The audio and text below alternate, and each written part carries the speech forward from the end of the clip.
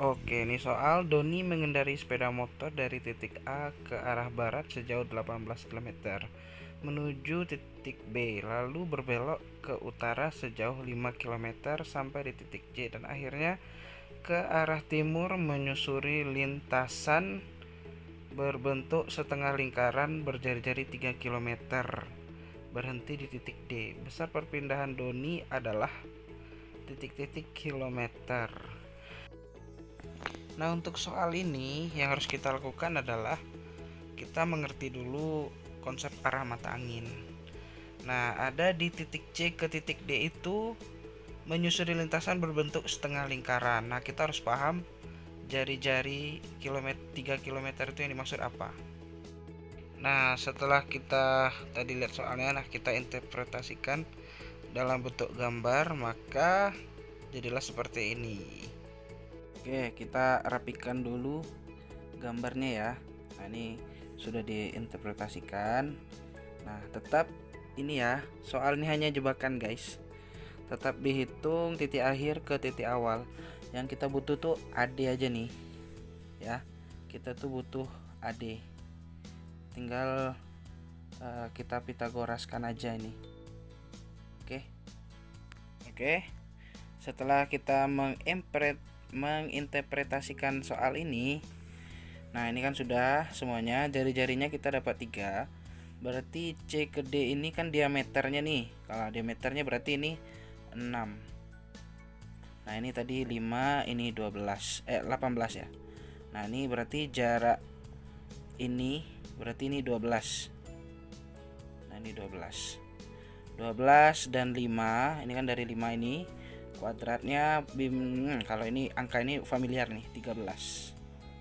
Oke, dari soal sebuah benda dengan massa 1 kg dilemparkan ke atas dengan kecepatan awal 40 meter per sekon. Besar energi kinetik benda pada saat mencapai ketinggian 20 meter dari tanah sebesar berapa joule? Nah, di sini dari soal ini karena kedudukan awalnya nggak diketahui, kedudukan awalnya kita anggap 0 meter. Oke. Nah, di sini untuk energi potensialnya. Nah, untuk energi potensialnya sendiri pada kedudukan awal ini kita anggap 0 karena H awalnya itu kita 0. Jadi EP otomatis 0 sehingga energi mekaniknya adalah sama dengan EK. Nah, ketika energi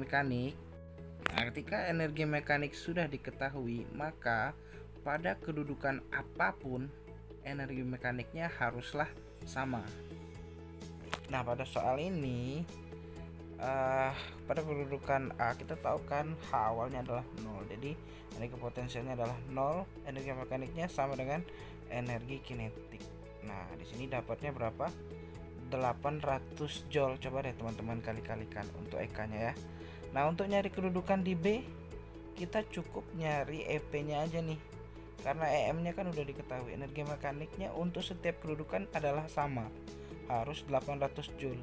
Nah, di sini untuk EP pada kedudukan 20 meter kita dapat 200 joule. Karena energi mekaniknya haruslah 800 joule, jadi sisanya adalah EK-nya. EK-nya adalah 600 joule. Gampang kan? Oke, sebuah peluru dengan massa 200 gram ditembakkan vertikal ke atas dari permukaan tanah dengan kecepatan 60 meter per sekon. Jika percepatan gravitasinya 10 meter per sekon kuadrat, maka energi kinetik benda pada titik tertinggi adalah. Oke, nah di sini untuk pada permukaan tanah kita anggap kedudukannya ini adalah 0 meter. Nah, sehingga kalau kedudukannya itu 0 meter, EP-nya adalah MGH. H-nya ini 0, berarti EP sama dengan 0. Jadi energi mekaniknya EP tambah EK, tinggal energi mekanik sama dengan energi kinetik.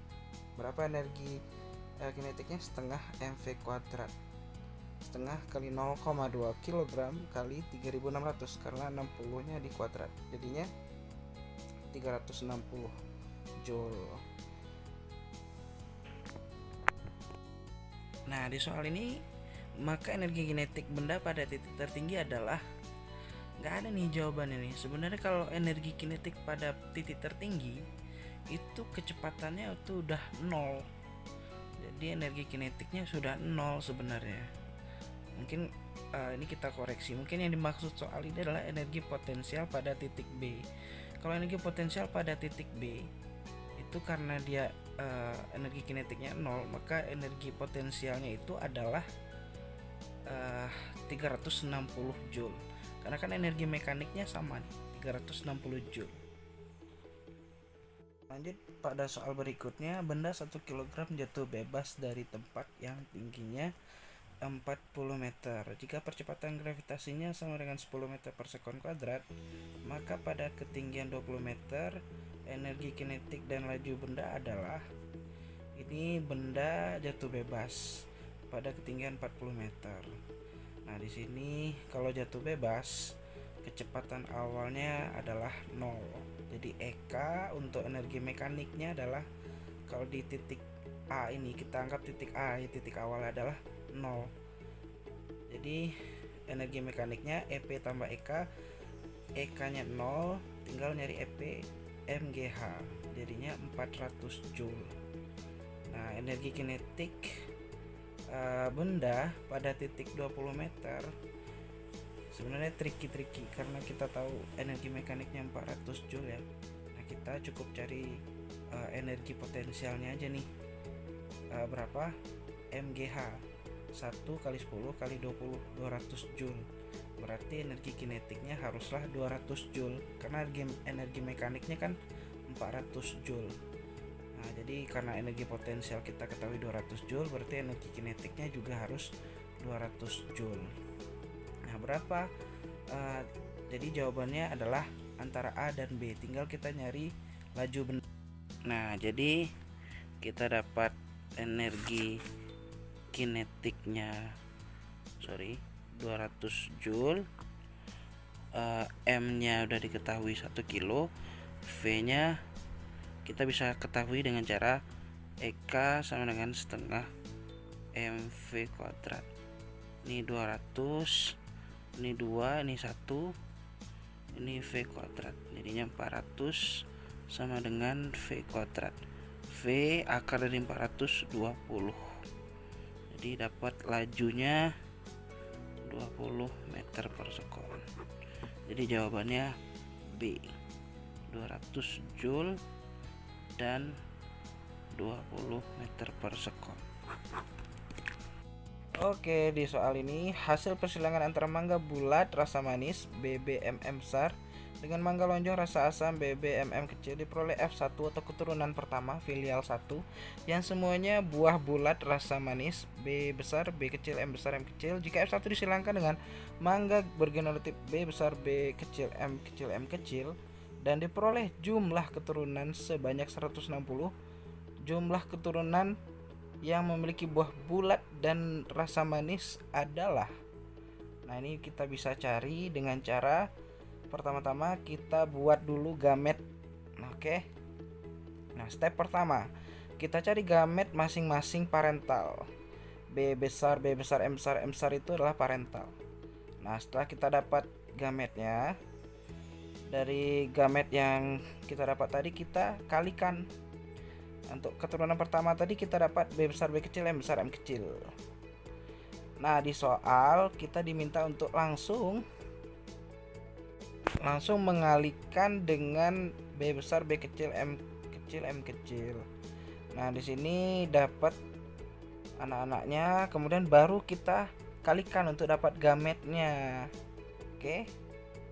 Nah, jadi kalau misalnya udah ketemu ini grup B, grup M, ini grup B, grup M-nya udah ketemu.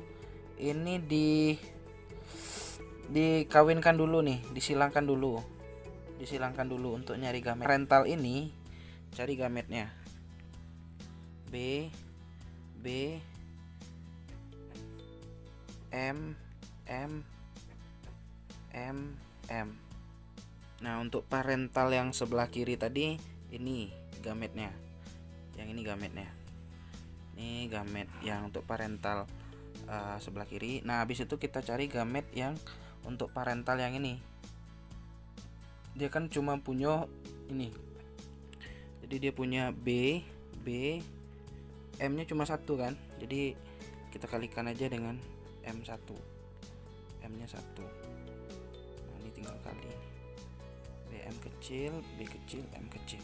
Ini gamet di parental. Oke, lanjut step 2. Kita udah dapat gamet untuk parental ini, udah dapat gamet untuk parental yang ini, tinggal dikali. Kalinya gimana? Ini BM besar, BM kecil dikali, karena ini punya 2 kan. Ini sini, ini B kecil, M kecil, ini juga sama berlaku semuanya nih.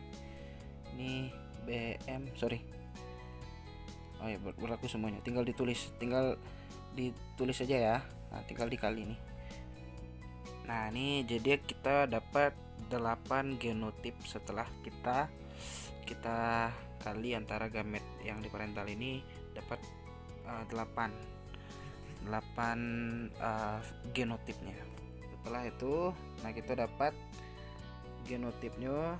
Nah, ini masing-masing kita terjemahkan sesuai dengan dominasi masing-masing angkanya. Kalau B besar itu ini, M besar itu, M kecil ini yang mendominasi. Oke. Nah, setelah kita terjemahkan ada 8 nih yang kita dapat genotipnya. Nah, kita terjemahkan ke fenotipnya. Fenotipnya ini bulat manis, bulat asam, lonjong manis, lonjong asam. Nah, ini perbandingannya 3, 3, 1, 1. Nah, balik lagi ke soal apa yang ditanya. Oke, pada soal berapa buah bulat dan manis dari jumlah keturunan keduanya ini kan 160 nih di soal. Nah, kita dapat perbandingan dari fenotipnya itu bulat manis 3, bulat asam 3, lonjong manis 1, lonjong asam 1. Nah, ini semuanya ini ada 8 kan genotipnya. Nah, kita punya bulat manisnya 3. Jadi 3/8 genotipnya kali 160. 60 jawabannya.